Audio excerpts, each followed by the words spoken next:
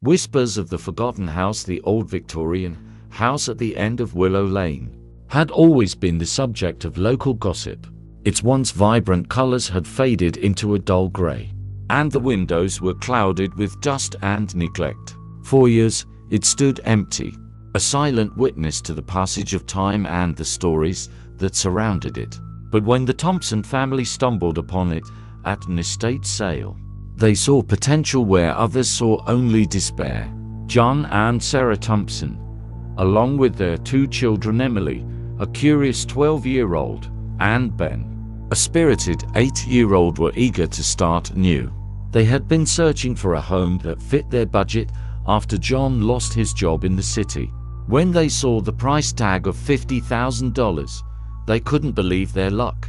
The real estate agent mentioned a few oddities about the house's history, but the Thompsons brushed them off as mere embellishments to attract attention.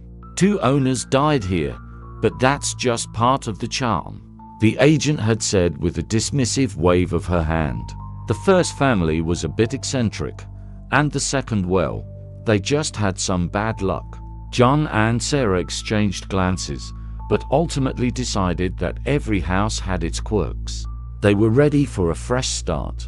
Moving day arrived, and the Thompsons poured their energy into transforming the house into a home. They painted the walls bright colors, filled the rooms with laughter, and unpacked boxes filled with memories.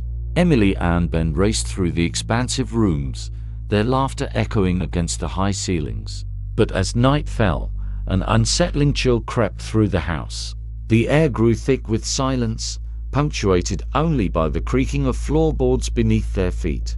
It was during one of these quiet evenings that Emily first noticed something strange. While exploring the attic, she found an old trunk covered in dust.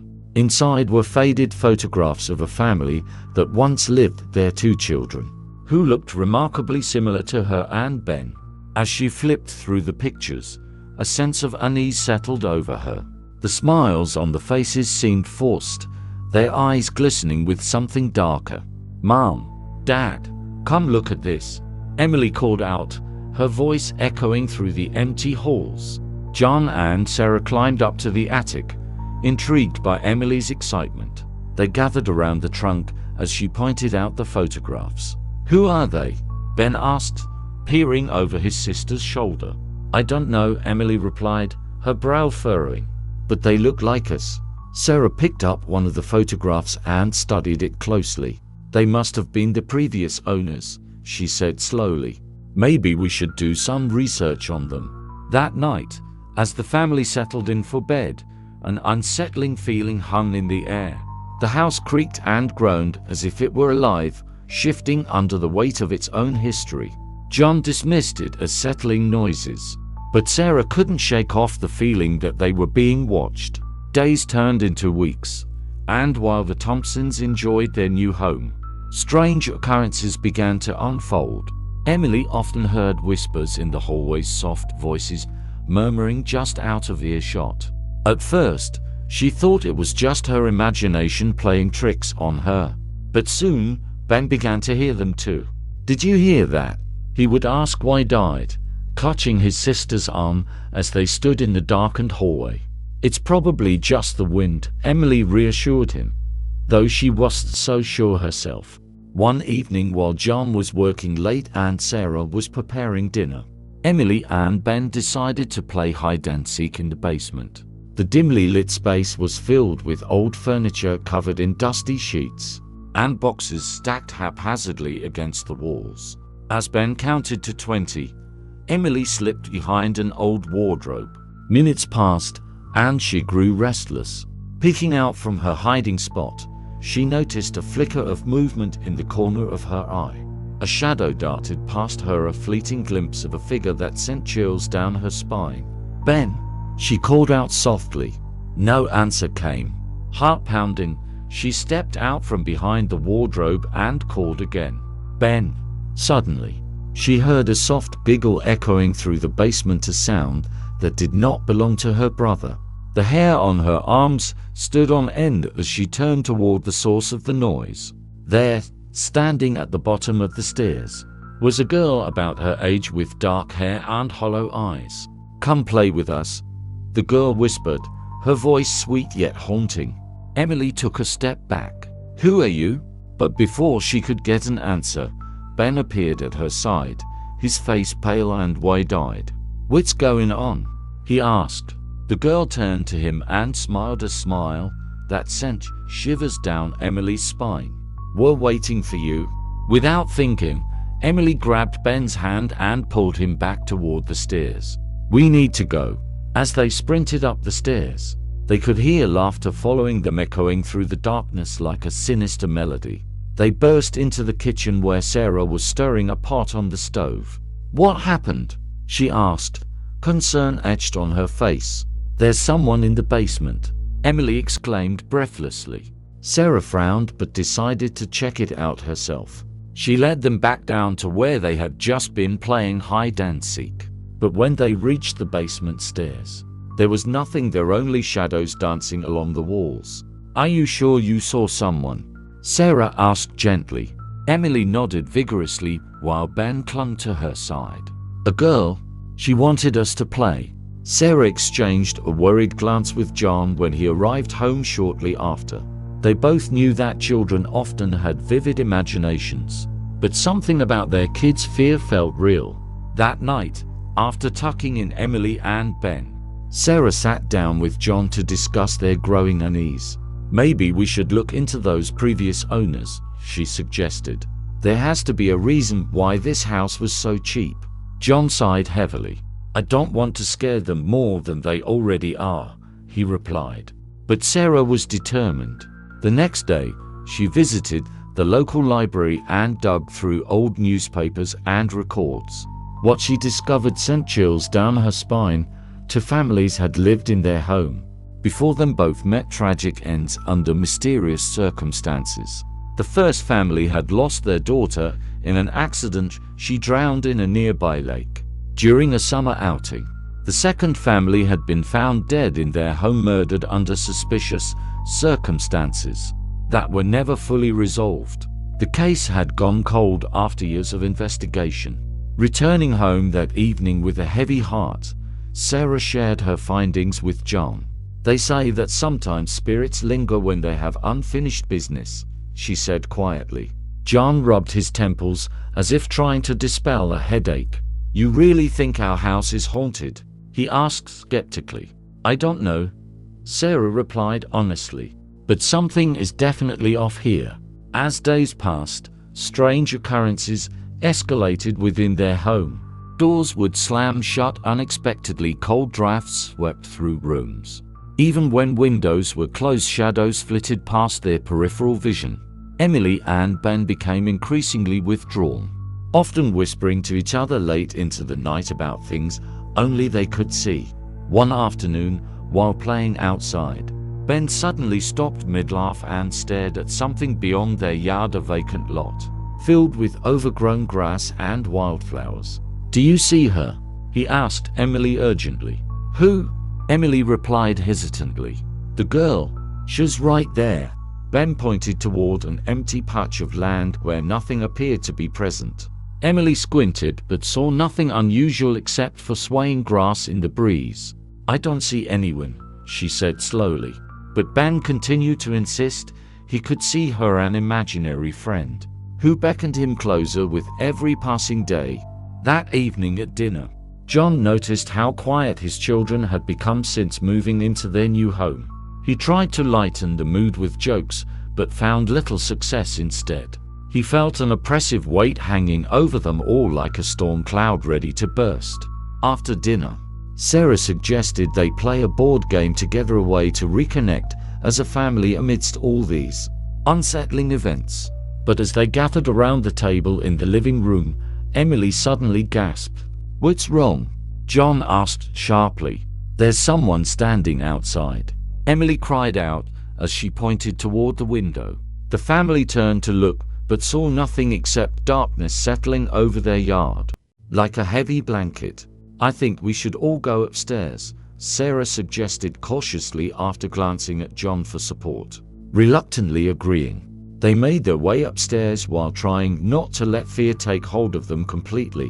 As they settled into bed that night, each child tucked tightly under their blanket. Sarah and John exchanged worried glances from across the hallway.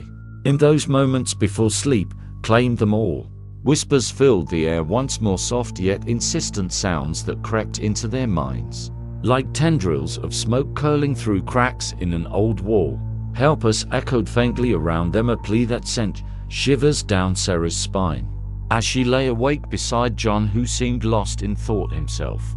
As days turned into weeks again without resolution or reprieve from these hauntings, they felt trapped within walls steeped not only in history but also sorrow. The Thompsons began considering what steps needed taking next, if anything at all could be done about their situation.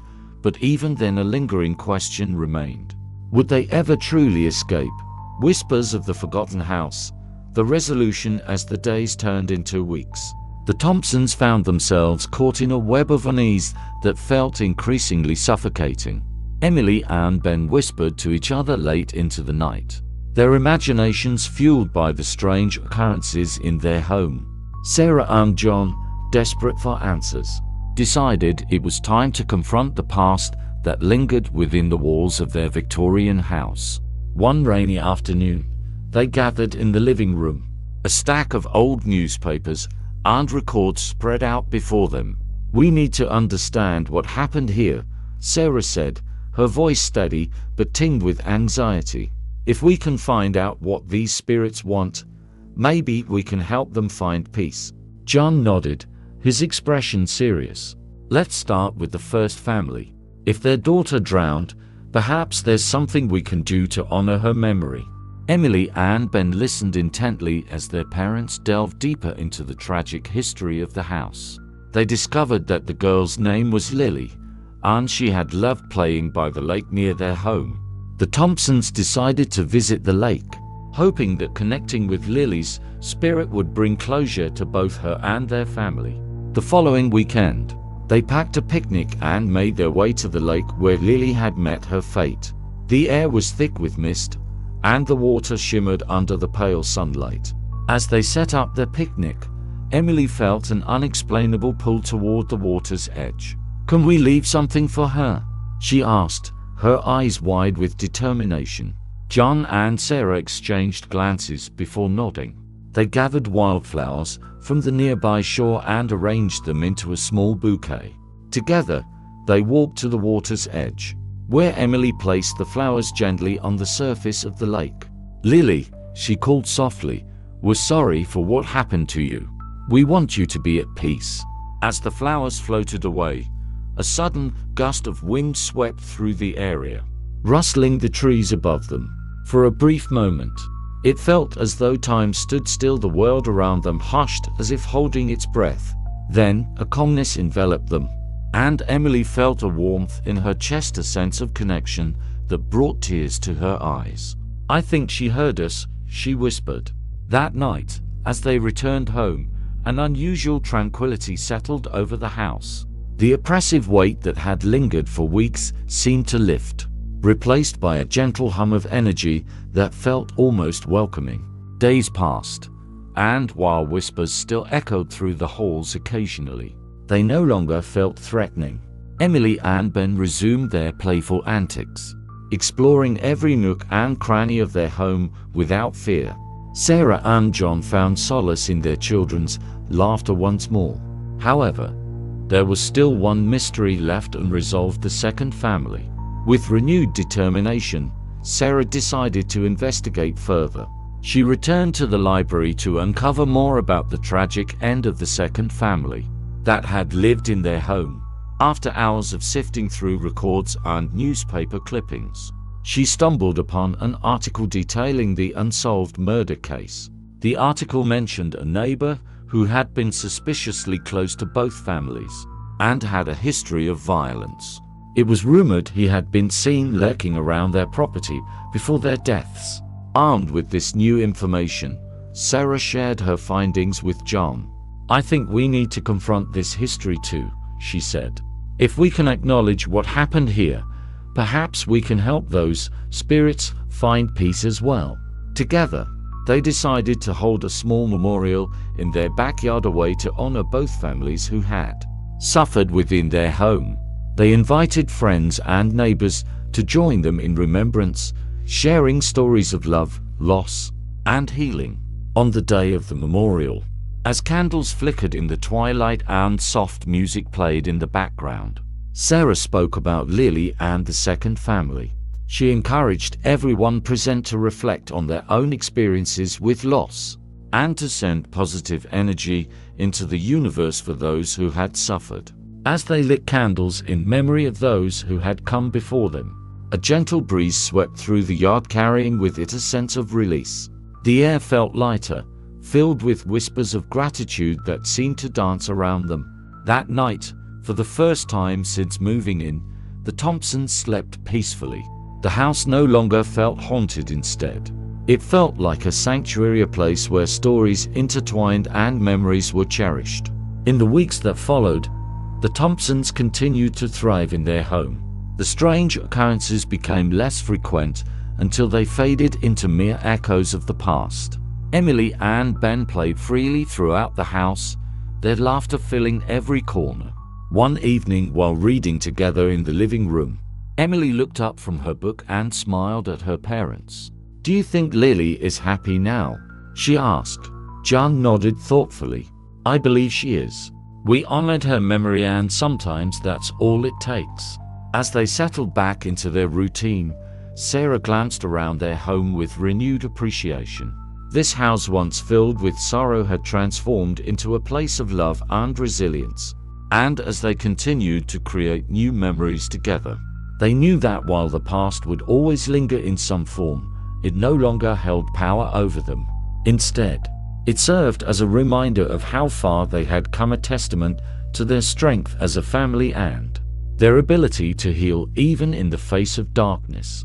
In that old Victorian house at the end of Willow Lane, whispers of forgotten stories became echoes of hope, an enduring legacy of love that would carry them forward into brighter tomorrows.